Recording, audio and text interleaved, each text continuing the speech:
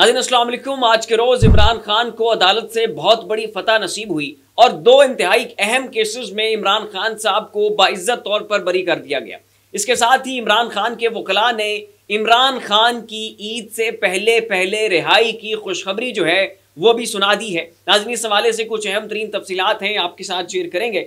इसके साथ ही नाज़रीन फैज़ हमीद के भाई को गिरफ्तार करके फैज़ हमीद को निशाने इबरत बनाने का फैसला है और इसका मकसद महज और सिर्फ फैज़ हमीद को सबक सिखाना है। इस हवाले से कुछ अंदरूनी ज़राए से खबरें मौसूल हुई हैं, वो भी आपको देंगे। और इसके साथ ही नाज़रीन हमारी पपेट मखलूत हुकूमत ने सी पैक की फंड्स की फराहमी के ऊपर पाबंदी लगा दी है और चाइना जैसे इंतहाई करीबी तरीन दोस्त को पाकिस्तान से नाराज़ कर दिया। इस हवाले से भी कुछ अहम और इंटरेस्टिंग डिटेल्स हैं जो अपने आज के इस व्लॉग में शामिल करेंगे। लेकिन उससे पहले आपसे रिक्वेस्ट है इस चैनल को सब्सक्राइब करें, साथ जो बेल आइकन है उसके ऊपर भी जरूर क्लिक कीजिएगा ताकि वो तमाम तर खबरें जिनकी कवरेज मेन स्ट्रीम मीडिया के ऊपर नहीं हो रही है वो आपको इस एक प्लेटफॉर्म के ऊपर मिल सके। तो नाज़रीन अपनी पॉलिटिकल कैंपेन्स के दौरान इन सियासी मदारियों ने बहुत बड़े बड़े वादे किए। नून लीग ने कहा कि जैसे ही हमारी हुकूमत आएगी हम 200 यूनिट्स बिजली जो है वो मुफ्त दे देंगे। पीपल्स पार्टी ने कहा हम 300 यूनिट की बिजली जो है वो मुफ्त देंगे। तो मजमूई तौर पर तकरीबन कोई 500 यूनिट की बिजली बनती थी। चूंकि अब उनकी मखलूत हुकूमत आ गई है तो ये रिवार्ड जो है इन्हें चाहिए था कि ये हुकूमत को देते।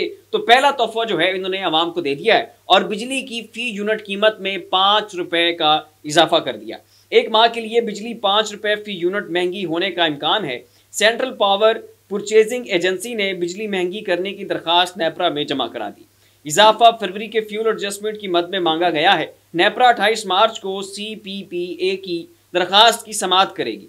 दरखास्त मंजूर होने पर सार्फिन पर 40 अरब रुपए से जायद का बोझ जो है वो डाला जाएगा। तो ये है वो तोहफा जो कि इस मखलूत हुकूमत की जानिब से अवाम को दे दिया गया। उसके बाद नाज़रीन जो सी पैक है उसके फंड्स की फराहमी इस हुकूमत ने रोक दी है और उसको रोकने का बुनियादी मुहर्रिक जो है वो IMF है। उन्होंने दरखास्त की है कि जी पाकिस्तान इस सी पैक के मामलात को जो है ना ज़रा सुस्त रवि से चलाएं, इसके जो आपने इतने फंड्स एलोकेट किए हुए हैं ना ये बंद करें। तो पाकिस्तानी हुकूमत नाज़रीन मखलूत हुकूमत पपेट है और ये तो हो नहीं सकता कि ये जवां मर्दी का मुजाहरा करें और डट कर खड़े हो जाएं कि जी यहाँ पर हमारी पाकिस्तानी अवाम के मफादात की जंग है, यहाँ पर चाइना जैसा हमारा करीबी तरीन साथी है वो हमसे नाराज़ हो जाएगा या चाइना हमसे जुदा हो जाएगा या चाइना के तहफ़्फ़ुज़ात हैं। तो ये तो हुकूमत कर नहीं सकती। तो जनाब इनकी उस IMF के सामने आमीन है।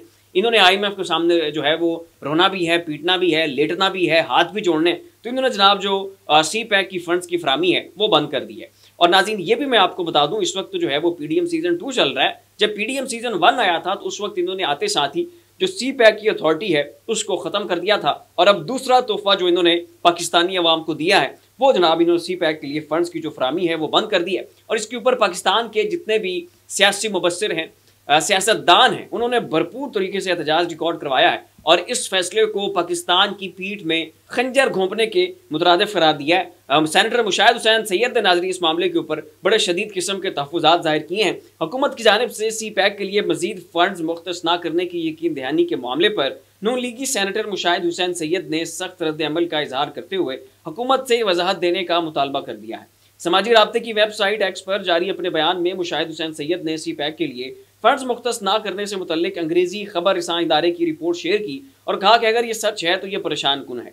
मुशाहिद हुसैन सैयद ने कहा कि सी पैक मनसूबा कब से IMF और अमेरिका से होकर गुजरने लगा। क्या पाकिस्तान की नई हुकूमत ने IMF को पाकिस्तान की फॉरेन पॉलिसी के हवाले से वीटो पावर दे दी है? तो ये नाज़रीन कहना था मुशाहिद हुसैन सैयद साहब का। अब नाज़रीन अगली खबर और वो ये है कि जो एयर चीफ मार्शल साहब हैं उनको एक्सटेंशन दे दी गई है और इस हवाले से मैंने बहुत पहले खबर दे दी थी तकरीबन आज से कोई 2 हफ्ते कबल कि air chief marshal Zaheer Babar Sidhu जो हैं इनको एक्सटेंशन दे दी जाएगी। इनकी एक्सटेंशन की जो समरी है वो वज़ीर-ए-आज़म साहब को इरसाल की जा चुकी है और वज़ीर-ए-आज़म साहब ने अपने करीबी रफ़क़ा के साथ मशवरे के बाद जो है वो उन्होंने ये नतीजा अख़ज़ किया है कि ये एक्सटेंशन देने में ही आफ़ियत है और ये एक्सटेंशन दे दी जाएगी। तो आपने देखा कि जो वो एक्सटेंशन है वो दे दी गई और इस वक्त नाज़रीन जो नून लीग है उनके अंदर ये राय पाई जा रही है कि जब तक ये एक्सटेंशंस नहीं देंगे इनका इक़्तिदार जो है वो जारी नहीं रह सकता। अब इसमें फ़ाइज़ ईसा साहब को एक्सटेंशन दी जाएगी लेकिन पाकिस्तान का आइन इस चीज़ की इजाज़त नहीं देता है कि एक जज को एक्सटेंशन दी जाए, लिहाजा आइन में तरमीम करके जो है वो फ़ाइज़ ईसा को जो है वो एक्सटेंशन दी जाएगी।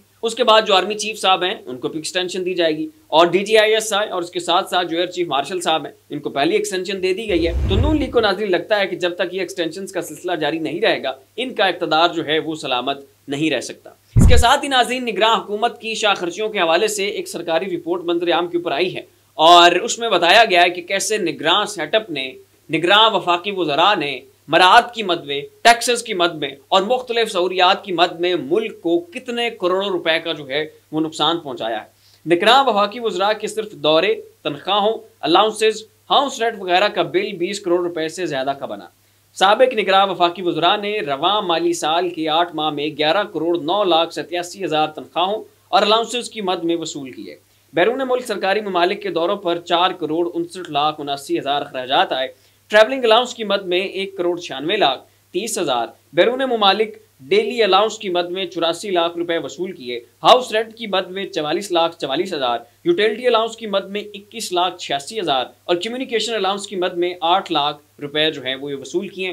तो मुल्क आपका गरीब है, कशकोल उठा के आप दुनिया जहां के पास जनाब फिर रहे हैं और सी पैक के लिए फंड्स की फरामी के लिए आपके पास पैसे नहीं है, और अगर हैं भी तो आप IMF के कहने के ऊपर आप लगा नहीं रहे। खारजा पॉलिसी आपकी आज़ाद नहीं है और यहाँ पे जनाब आपके ये निगरान वफाकी वज़रा थे कि जिन्होंने जनाब बहती गंगा में हाथ धोए और मराआत की मद में करोड़ों रुपए का जो है वो इस मुल्क को नुकसान पहुंचाया, लेकिन कोई जो है वो इनसे पूछने वाला नहीं है। उसके बाद नाज़रीन अब आ जाते हैं मेन खबर के ऊपर। तो इमरान खान साहब को आज 2 केसेस में बाइज्जत तौर पर बरी कर दिया गया और इमरान खान को उन केसेस में क्लीन चिट दे दी गई।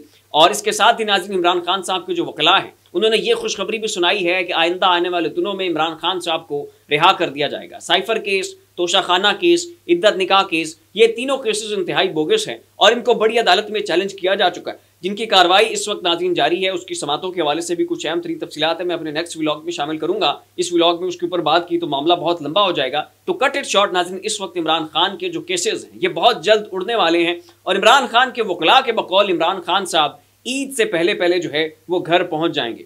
आज नाज़रीन, जिन केसेस में इमरान खान साहब को जो है वो बरी किया गया उसकी समात का आप अहवाल सुने। पाकिस्तान तहरीक इंसाफ के साबिक चेयरमैन इमरान खान को लॉन्ग मार्च तोड़ फोड़ के 2 केसेस में रिलीफ मिल गया। जुडिशल मजिस्ट्रेट शाइस्ता कुंडी ने साबिक वज़ीर आज़म को 2 मुकदमात में बरी कर दिया।